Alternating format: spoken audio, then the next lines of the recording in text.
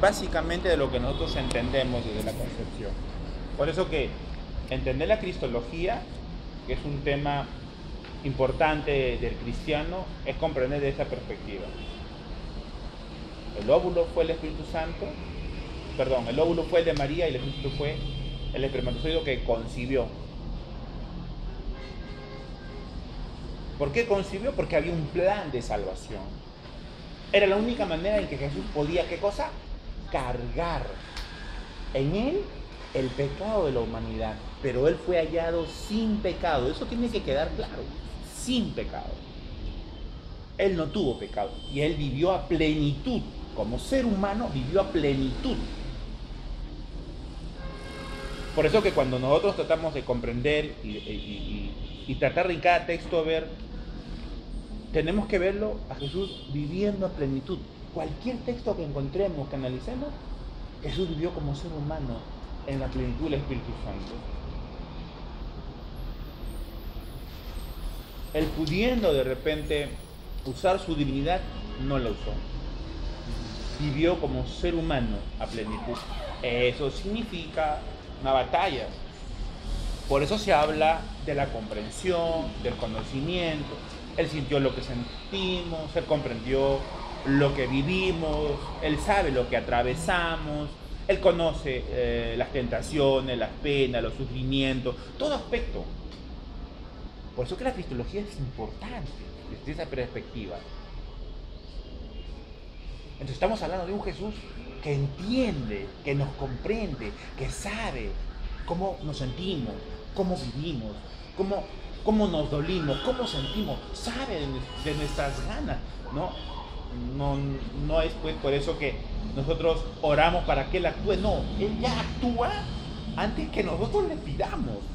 Él ya sabe todo, Él ya está actuando antes que nuestras necesidades sean puestas a sus pies. Él ya está actuando, porque Él ya las conoce todas. ¿Pero por qué? Porque la ha vivido como nosotros.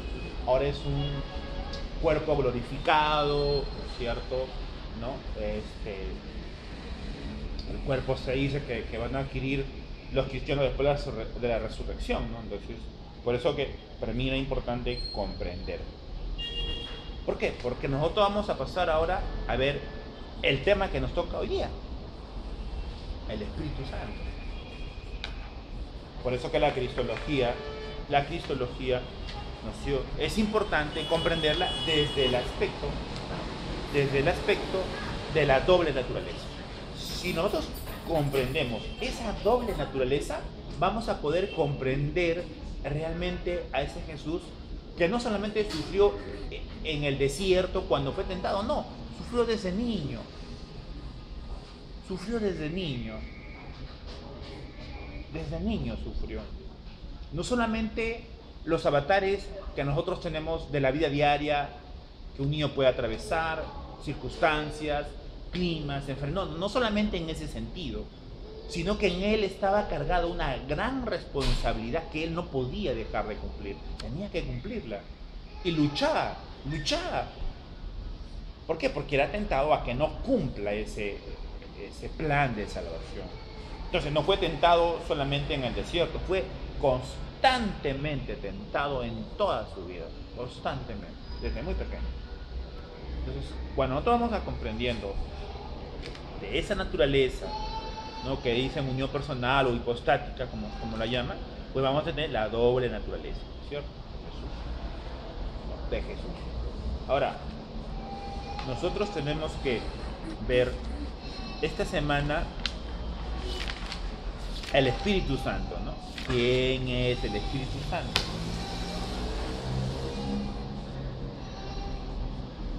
Entonces, si Jesús fue concebido por el Espíritu Santo, entonces se puede ir comprendiendo que el Espíritu Santo, ¿no es cierto?, para nosotros como cristianos es importante. Pero ¿en qué magnitud, en qué proporción? Porque hoy se puede hablar mucho del Espíritu Santo. Escuchaba y a veces leo en internet de los hermanos que ponen ahí, ¿no? No de esta iglesia, ¿no?, de otras denominaciones. Ya no quiero poner nada ni estar discutiendo porque a veces me la paso discutiendo, pero últimamente ya no quiero discutir nada. Y ponen visiona. Visiona que vas a alcanzar el propósito. Entonces, visionar es, por ejemplo, visiona una bicicleta color roja, un auto color verde, una casa, no sé, visiona.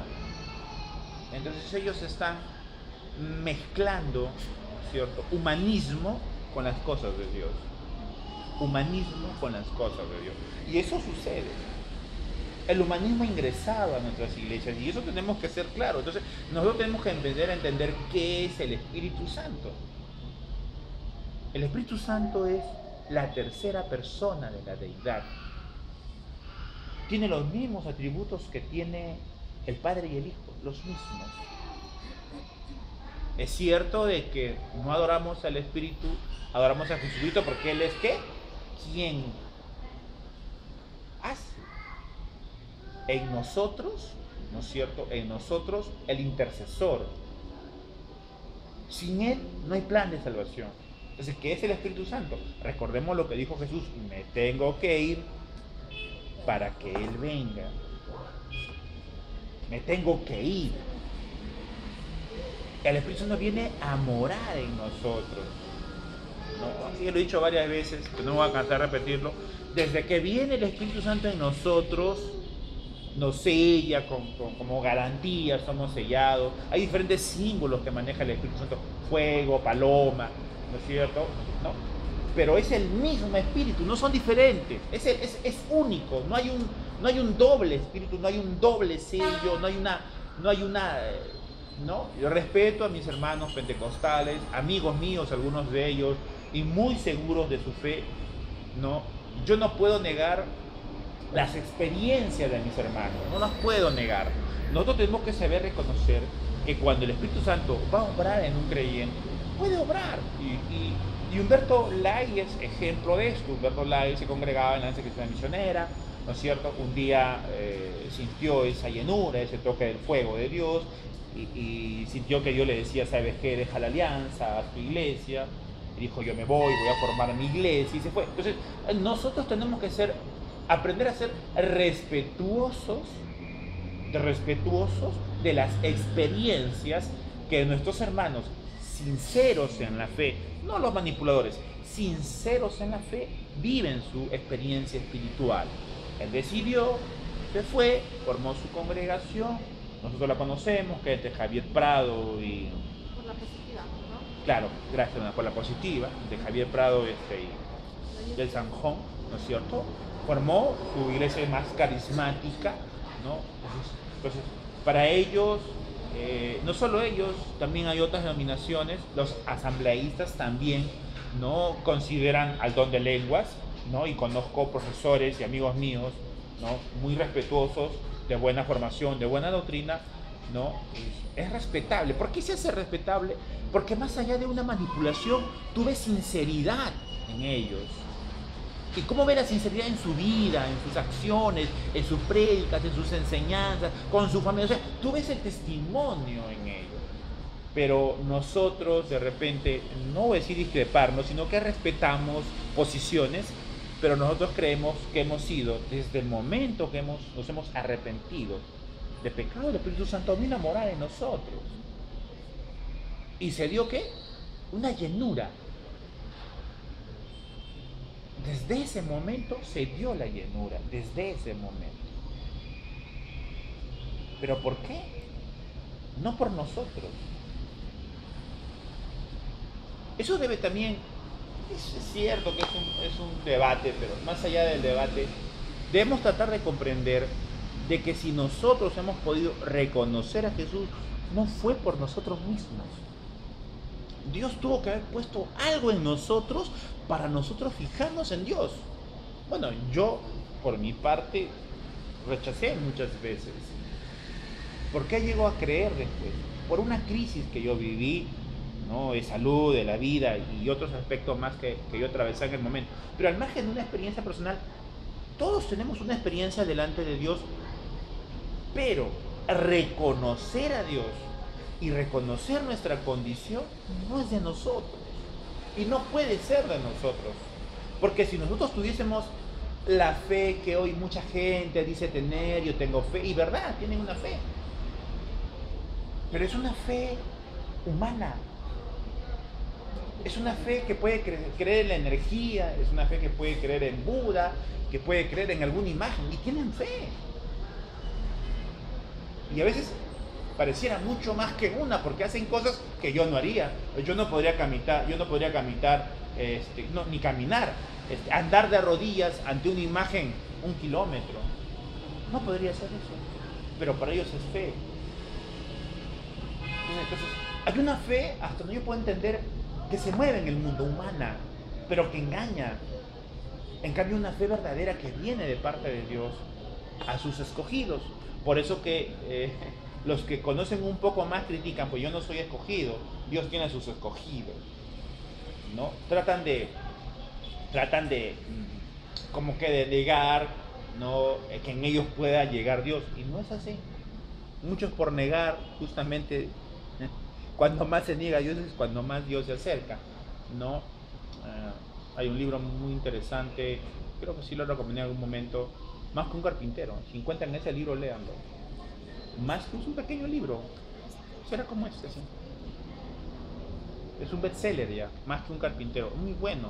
Y cuando quieren algo de Espíritu Santo, que está un poco maltratado mi libro, estos libros son buenos, el de Billy Graham, El Espíritu Santo, y el de Charles S. Riley, El Espíritu Santo, ¿no? Si es que quieren leerlo. Este les recomiendo, que es entendible, y si gustan leer más, ¿no? Entonces, podemos ir comprendiendo que si nosotros reconocemos a Dios es porque Dios obró antes en nuestra vida. O sea, no es que nosotros hemos abierto los ojos para reconocer. Y tratando de entender un poco cómo nace la fe, ¿no? Cómo poder, dice, la fe viene del oír, ¿no? ¿Del oír qué? La palabra. Entonces, como que parece de que nuestro ser va recibiendo de Dios y como que se va convenciendo poco a poco de que el plan de salvación es real, y nosotros aceptamos, ¿no? ¿Y qué aceptamos? Aceptamos nuestra condición, ¿sí? Soy pecador, reconozco mi condición. O sea, lo primero que en el plan que nosotros tenemos que hacer es mi condición, no más allá de no haber cometido pecados o pecadillos o pecaditos, más allá de eso es la condición. Por ejemplo, ¿no? Ahorita que estamos viendo un semejante debate nuevamente, la ley homosexual, que quieren casarse, ¿no? Pero su idea parte de que ellos son personas que han sido concebidos sin pecado.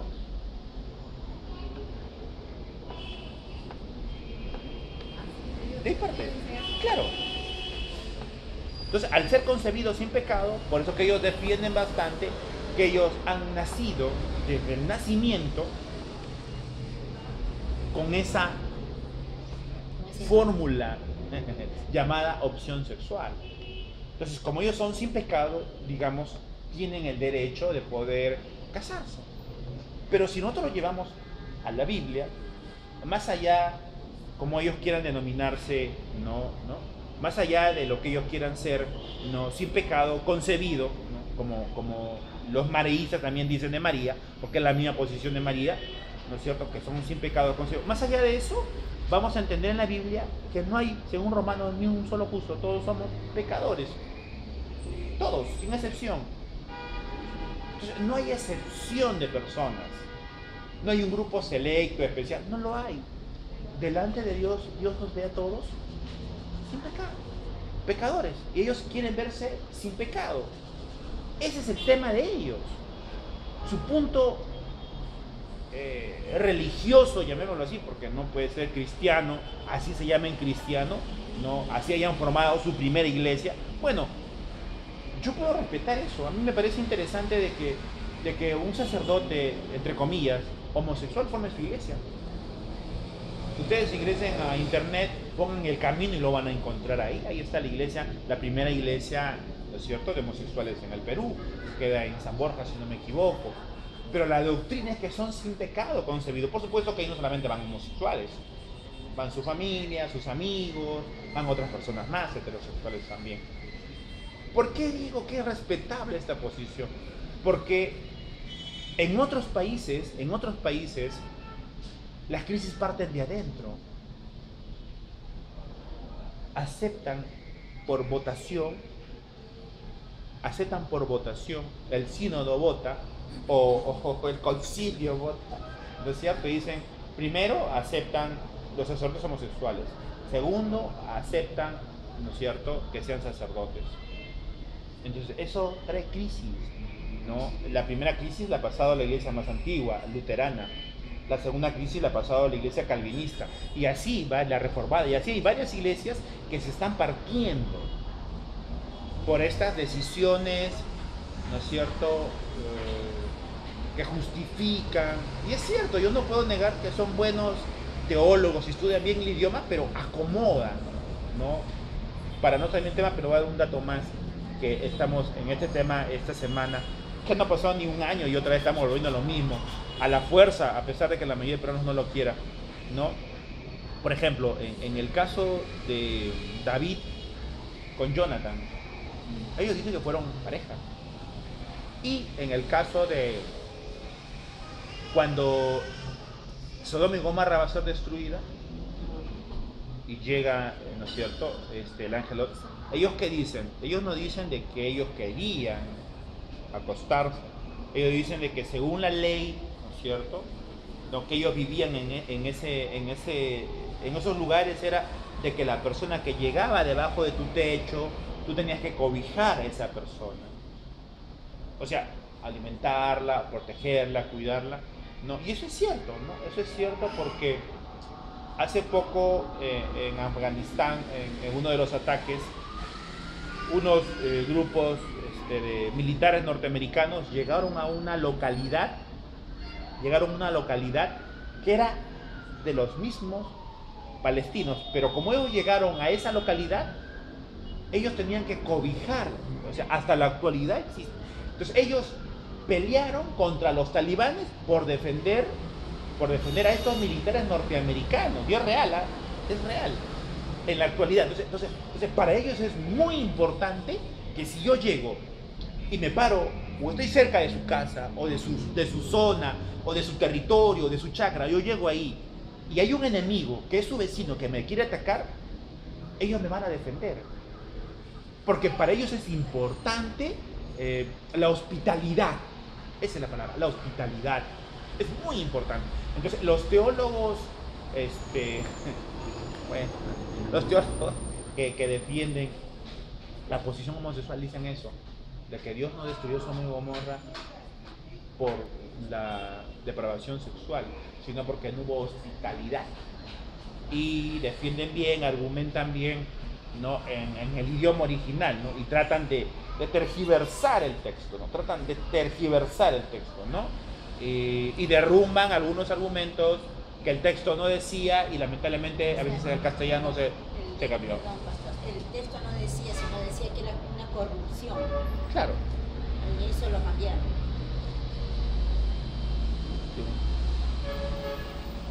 Es teología Kerr, se llama. Teología Kerr. Son buenos maestros, no los voy a negar. Tienen buenos maestros, pero no, cuando ellos quieren acomodar algo, entonces, ¿por qué les digo esto, no? Porque vendría la pregunta, ¿puede el ser humano lleno del Espíritu Santo pecar? ¿Puede el Espíritu Santo no controlar al hombre o al ser humano totalmente a plenitud? ¿Cuál es la plenitud entonces del Espíritu Santo en la vida del creyente?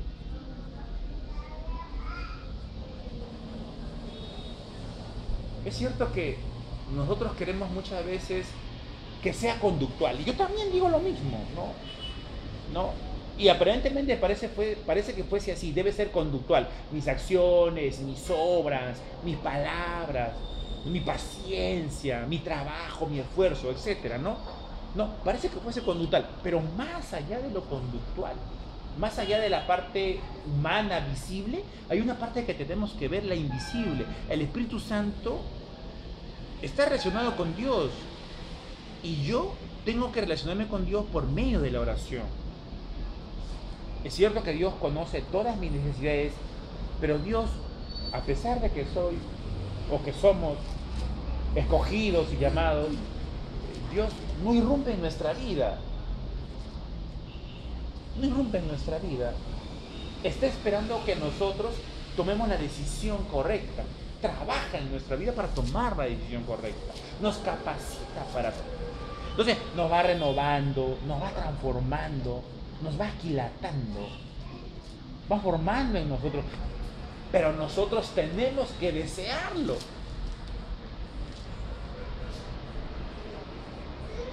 Si yo no lo deseo, Dios no lo va a trabajar. Yo tengo que desearlo.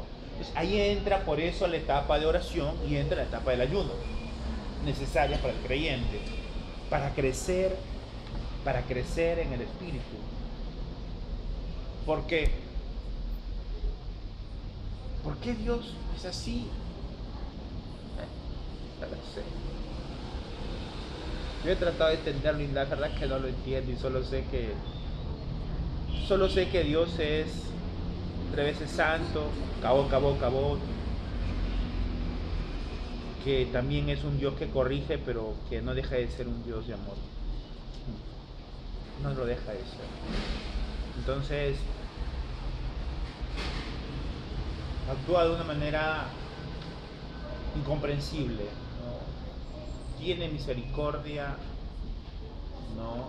Porque esa es su naturaleza de Él. Esa naturaleza de Él, ¿no? A veces queremos separar a Dios del Antiguo, del Nuevo Testamento, pero es un poco absurdo. Es un poco absurdo, no separar. Entonces, podemos ir comprendiendo de que Dios, pues, es una sola persona. Entonces, si desde la creación, como dice Juan de Cristo, ¿no?, ya se movía en el Espíritu, ha estado presente siempre. Ha estado presente siempre con nosotros. Pero ¿por qué nosotros pasamos a ser pueblo de Dios? ¿Por qué? Porque antes nosotros vivíamos alejados de Dios. Y Dios, cuando llega el conocido como el discurso de Pedro, ¿no?, la llegada del Pentecostés y la venida del Espíritu Santo, es ahí donde empieza realmente, donde nace realmente lo que hoy llamamos iglesia. Aunque es un debate, ¿no? Iglesia no necesariamente nace en Hechos de los Apóstoles, porque nosotros conocemos a la iglesia como que creemos que nació ahí. Pero no, la iglesia en el idioma en que fue escrito, sí nace ahí. Pero si nosotros empezamos a ver como pueblo de Dios, no es que nace ahí, ya está inmerso en todo el Antiguo Testamento. Por eso que Abraham es considerado como el padre de la fe. Entonces, ¿cuándo se hace pueblo de Dios? Cuando uno cree en Dios. Ahora, lo conocemos como iglesia, sí, desde el Nuevo Testamento, sí, desde Hechos, que vino el Espíritu Santo, hablaron idioma, fueron tocados, ya, ok, estamos de acuerdo, no vamos a discutir que se la presión, lengua repartida como de fuego, asentándose sobre cada uno de ellos, y fueron todos llenos del Espíritu Santo y comenzaron a hablar en otras lenguas, según el Espíritu les daba que hablasen. Moraban entonces en Jerusalén judíos, varones piadosos, y todas las naciones bajo el cielo. O sea, no podemos negar que la primera experiencia del Espíritu Santo fue una manifestación portentosa. Hechos del Apóstoles, capítulos 2, 3, 4, versículos 5, 6, 7 y en adelante. No podemos negar. Pero viene el otro debate, que es iglesia.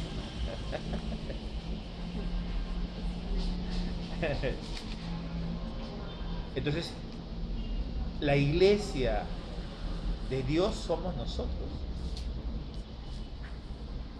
Entonces acá no hay carismáticas, pentecostales, asambleas.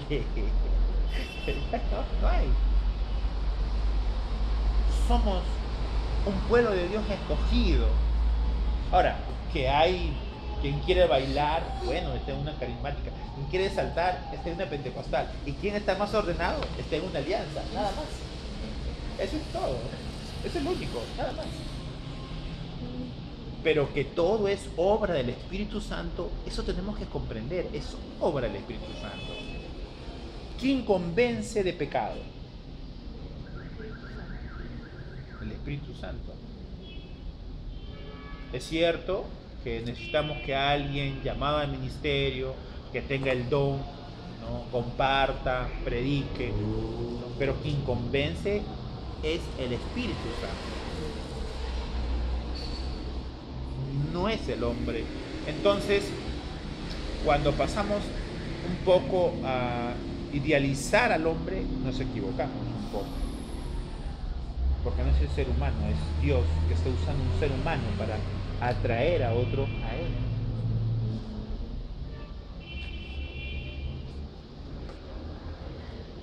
Claro. Bueno, yo tengo mis predicadores favoritos, no lo voy a negar tampoco. Así que no se sientan mal, yo también escojo. Pero sé la verdad, sé la verdad. Lo sé, y eso tiene que quedar claro. Es Dios quien convence. Yo tengo mi predicador favorito, lo escucho, me gusta. Me gusta escucharlo porque enseña bien. Me gusta, tengo mis favoritos, ¿no? Pero tengo que saber que es el Espíritu Santo realmente quien no solamente convence de pecado, ¿no es cierto?, sino que nos, bueno, dependiendo qué necesitemos, no todos necesitamos lo mismo, ¿no? Aunque la plenitud de Dios es actuar totalmente en nosotros, va a actuar en nuestra vida, va a actuar en nuestra vida. Entonces ahí van a venir los frutos. Entonces cuando ya empezamos a hablar de frutos, vamos a empezar a comprender que va más allá. Claro, porque es como decir, a ver, somos hechos plantitas, ¿no es cierto?, viendo desde aspecto, y crecemos y damos sombrita. ¿Será suficiente?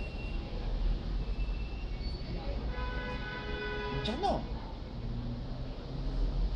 ¿Por qué?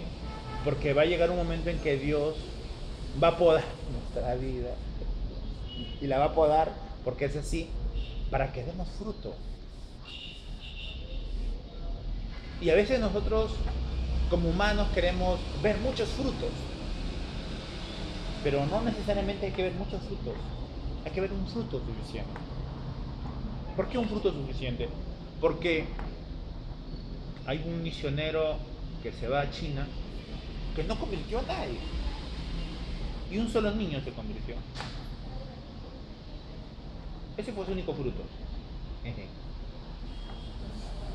Ese niño, cuando él muere, ese niño convierte a media China, lo que es hoy.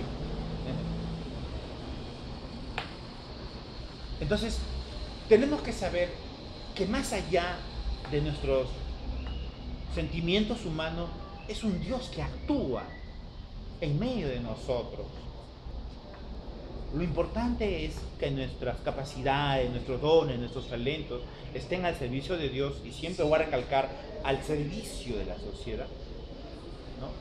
Pero también es importante saber de que Dios está trabajando en cada uno de nosotros, salvo que alguno, no sé, sea un convencido y no un convertido, que puede suceder. Puede suceder. Y Dios pueda no solamente ser un convencido, sino que también Dios puede obrar en la vida y puede hacer un convertido dentro de la iglesia, dentro de lo que llamamos el templo de Dios, ¿no? Y la verdad es que, no, pero bueno, lo voy a decir, a veces llegamos a la iglesia y dice, que el Señor está acá. siente la presencia del Señor. No es así, es una mentira. La presencia del Señor está en nosotros, no en el templo. Más bien cuando nosotros llegamos, estamos llegando, ¿no?, con la presencia de Dios al templo. No es que nosotros vamos a encontrar a Dios acá. Ahora, es cierto que Dios La presencia de Dios habita, está muy claro, es cierto que Dios habita en todo lugar, pero a veces usamos aspectos emocionales, lo cual no está mal, porque somos seres humanos de sentimiento, necesitamos como que despojarnos de ciertas cargas, pero no es bueno la manipulación, no es buena. ¿Por qué? Porque estamos olvidando de que Dios puede obrar sin nuestra ayuda y queremos un poco ayudar, ¿no?, como buenos creyentes a Dios, pero Dios necesita ayuda cuando hay un corazón contrito, humillado y entregado a Dios, y Dios va a obrar. A veces queremos que las cosas sean inmediatamente impactantes, tampoco va a ser así. Dios va a obrar en esa persona en el transcurso de esa semana o de ese mes, y sabe Dios, de repente escuchó una prédica acá, no le ha servido un año, no le ha servido 2, no le han servido 5, han pasado 20 y recién le sirve. ¿Por qué? No lo sé, no lo sé, no lo sé, pero sí sé que Dios obra en las personas de una de otra manera. Entonces nosotros queremos, lo que pasa es que, como dice un profesor, tenemos una cultura automática, queremos como que Dios actúe inmediatamente y automáticamente se dé. ¿Por qué puede actuar después de que Dios es? No, lo que pasa es que nosotros no entendemos que Dios quiere actuar en nuestra vida en el mejor tiempo, y nosotros queremos adelantarnos a esas cosas, pero Dios no. Dios quiere preparar toda la situación para ponernos en medio de ese contexto y actuemos adecuadamente. Me refiero de repente a temas más controversiales, más difíciles, ¿no? Porque normalmente Dios actúa rápidamente. Hay cosas que demoran en actuar, personas que no cambian, conflictos familiares que no desaparecen,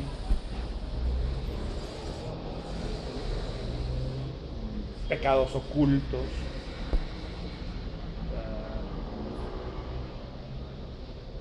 no sé, yo hasta ahora sigo viendo, han pasado 20 años y no quieren cambiar, ¿no? Celos ministeriales, pero es la verdad. Estoy tratando de poner los ejemplos para dejarlo un poco más claro y no vayas a quedar en confusión. Entonces, en ese sentido lo digo, ¿no? Que aún siendo creyentes, están sintiendo celos, un pastor de otro, le tiene media bronca, tiene celo por acá. Es absurdo, pero existe. Y son incapaces de reconciliarse, siendo creyentes, teniendo años. ¿Por qué?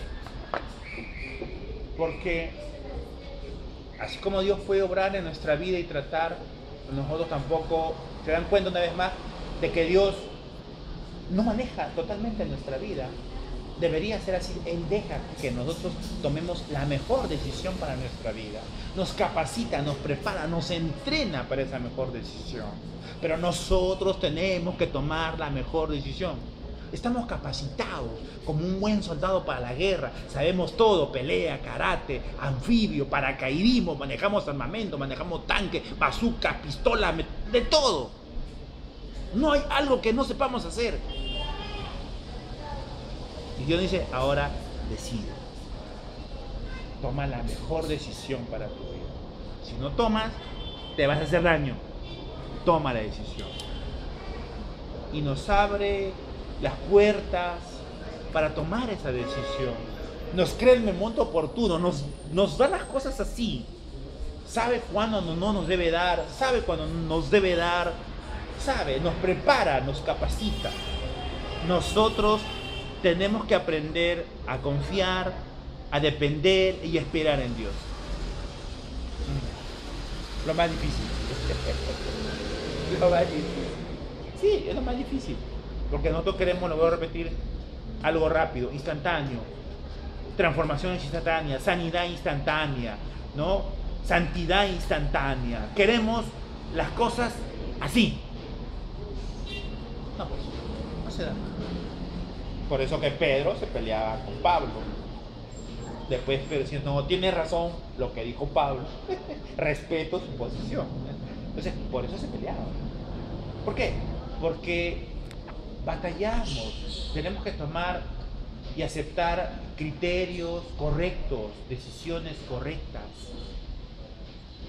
Entonces a veces vamos a discrepar. Lo que no debemos caer es en la rencilla, en el revanchismo, en la envidia, en el odio, ¿no? En eso no debemos caer. Debemos aprender a amarnos, respetarnos, orar unos por otros, tolerarnos, comprendernos. Es que ahí estamos entendiendo el Espíritu Santo. Yo puedo reaccionar como humano, me puedo sentir mal ante situaciones, pero debo saber aceptar la voluntad de Dios. Claro, porque la voluntad de Dios, ¿cuál va a ser?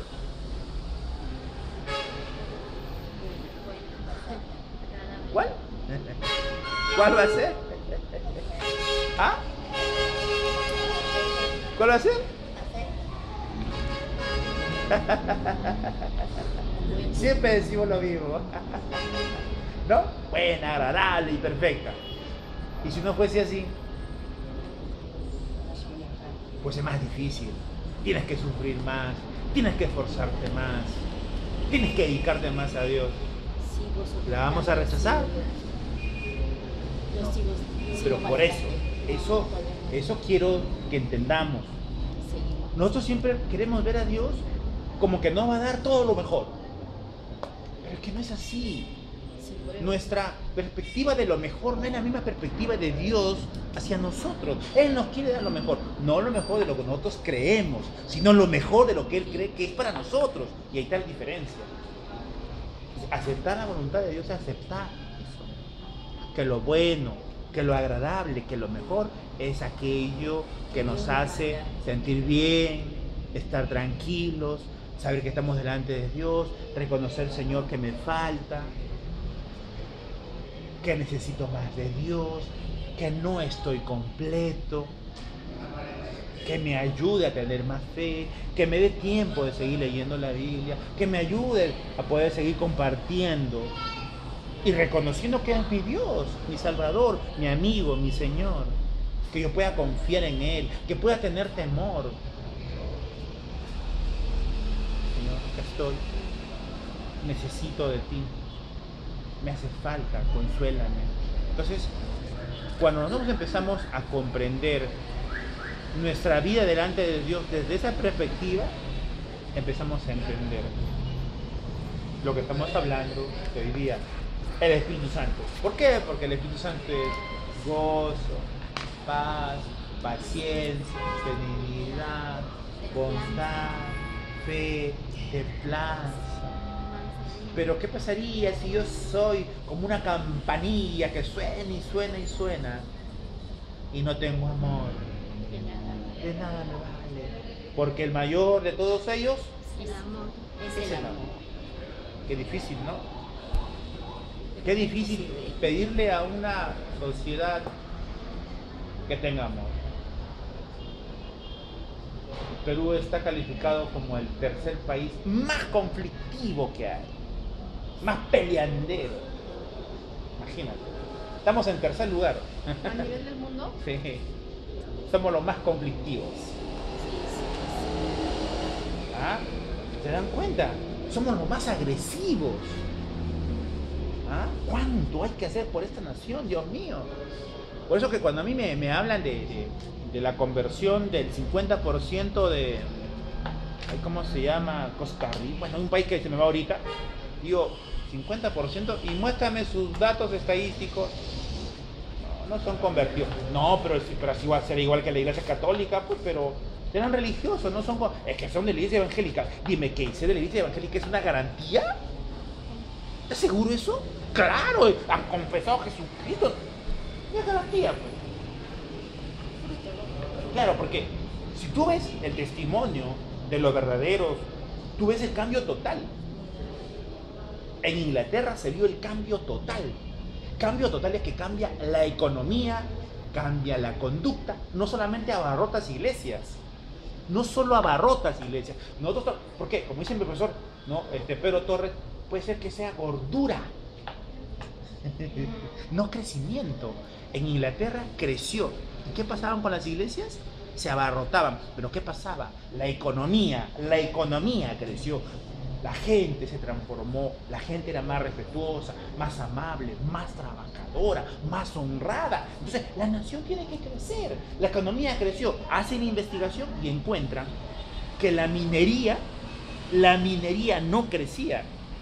Y ellos decían, ¿cómo la minería no va a crecer si todo está creciendo? Y hacen una investigación in situ y ¿qué encuentran? Que aquellos hombres malos, groseros, toscos, ¿cómo trataban a sus bestias de carga? Esos hombres que antes las trataban a golpes,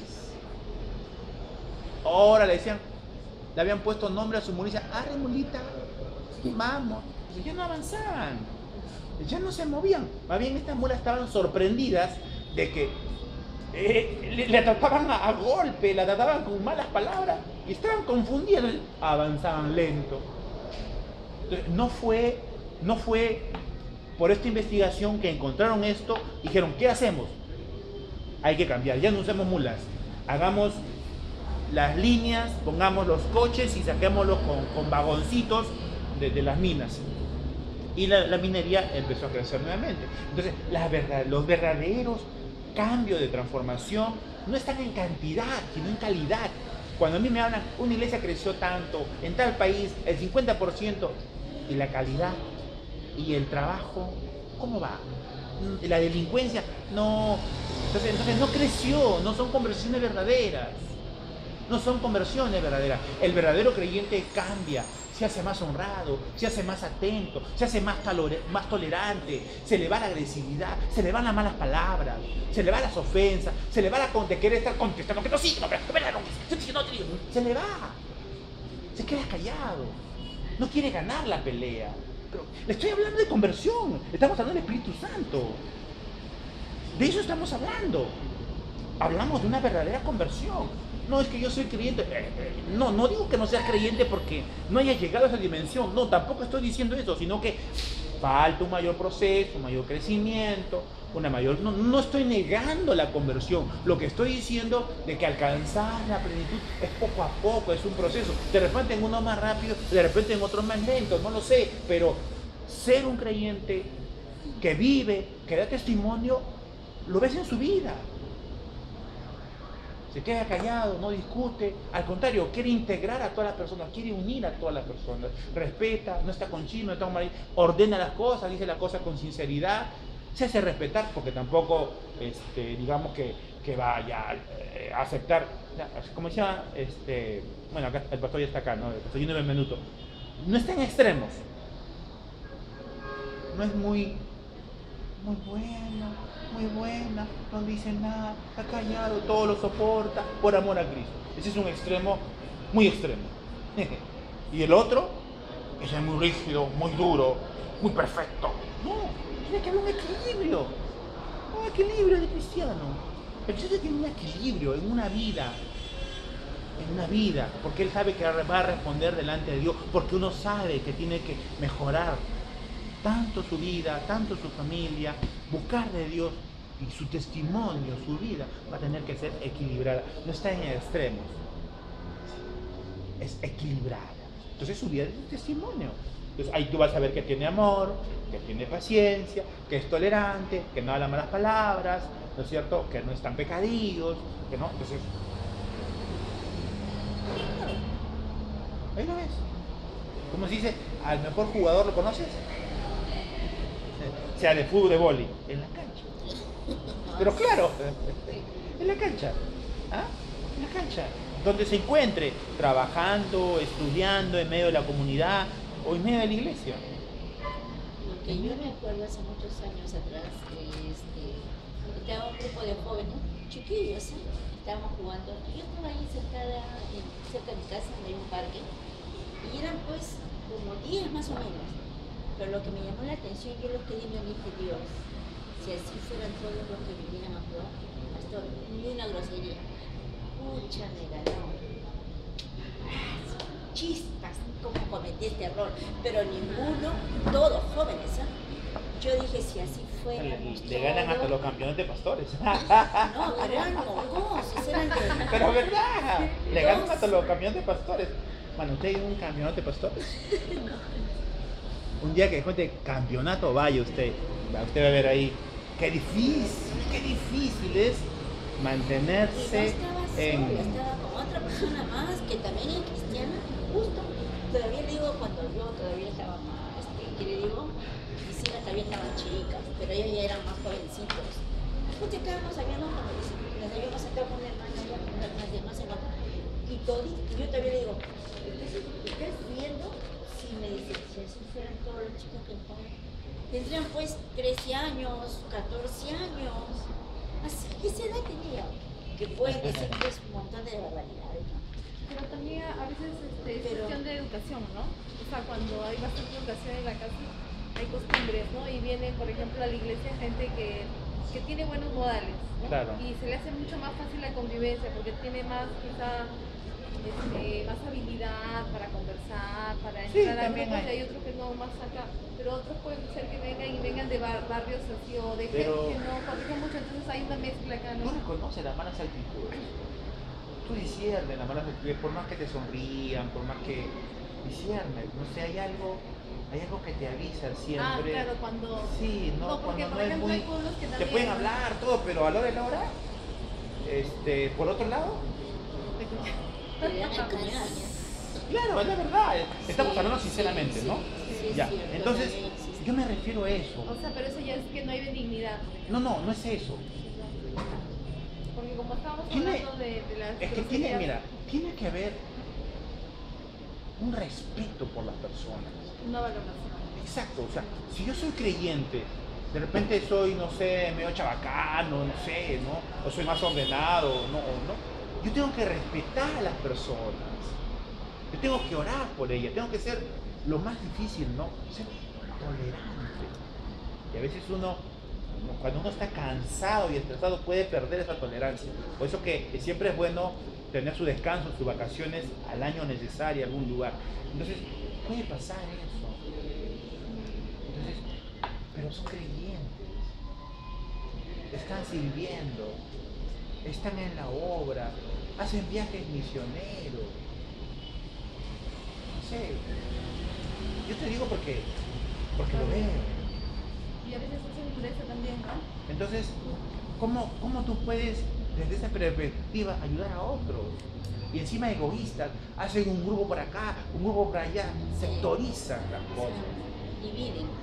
Se dividen, Claro. divisionismo, y Por eso eso no debe que- haber en la iglesia. Por eso que hay que tener siempre, ¿no es cierto?, las autoridades, el equipo adecuado que trabaje con el pastor, ¿no? El equipo de administración adecuada, ¿no? Que realmente se comprometa. Y ese compromiso siempre es un compromiso, es como tu trabajo, ¿no? Yo he hecho esto, aquello, acá está. O sea, hay una responsabilidad. Ahí es donde tú un poco puedes ver realmente hay un compromiso que se está asumiendo. Porque si no, no se aprende. Pero bueno, no quiero llegar a ese tema. Entonces, vivir en el Espíritu Santo es vivir en una personalidad, tener una personalidad adecuada, ser una persona responsable, de repente no perfecta, de repente a veces incomoda, se fastidia, pero por favor, eso no debe ser ¿cómo se llama? Su forma de vida, es todo lo contrario. Debe dar testimonio de fe, debe ser una persona de buena, es cierto, de capacidad intelectual, debe conocer, leer, estudiar, saber, ¿no es cierto?, las cosas de Dios, conocer algo más, estar instruido, ¿no?, tener una buena voluntad, ser una persona de servicio, atenta a las otras personas, ¿no?, sin esperar nada a cambio, ¿no? Entonces, ahí tú vas viendo de que el Espíritu Santo está obrando en la persona. Hacerlo desinteresado. Claro. Ahora, si es una persona nueva que ha llegado, bueno, todavía, que está media que estafa, que engaña, que pero está por acá y después de ahí se queda y no le da, y sí, ya hay que tener un poco de cuidado ahí, porque ahí sí ese ya no está, no, más bien hay que pasar la boca con alguien o ella, no lo sé, que tengan cuidado. Entonces, pero bueno, Entonces el Espíritu Santo debe obrar en nuestra vida, de transformar esos dones que tanto los leemos y los estudiamos, debe estar en nuestra conducta, debe estar en nuestro carácter. Ahí debe estar. Y yo te soy sincero, no creo, por mi carácter mío no es fácil, ¿no? No es fácil. Realmente, ¿no? Alcanzar esa plenitud, ¿no? Buscar pero no debemos dejar de buscar esa plenitud, no debemos de dejar de buscar. ¿Por qué? Porque la única manera que nosotros mantener una relación personal con Dios es esa, no hay otra. Porque si nosotros no nos humillamos, Dios no va a obrar en nuestra vida. Tenemos que entregar aquellas cosas que sabemos que afectan nuestra vida. Porque ¿quién no sabe? Nadie. ¿Quién sabe tu vida? Mi mamá dice, no, ni tu mamá sabe, nadie. La mía igual, nadie. La sé yo y la sabe Dios. Nadie más. ¿Por qué? Porque es mi vida. Pero Dios ha puesto el Espíritu Santo para avisarme, para decirme que algo no está bien. Y cuando algo no está bien, ¿me alegro o me siento mal?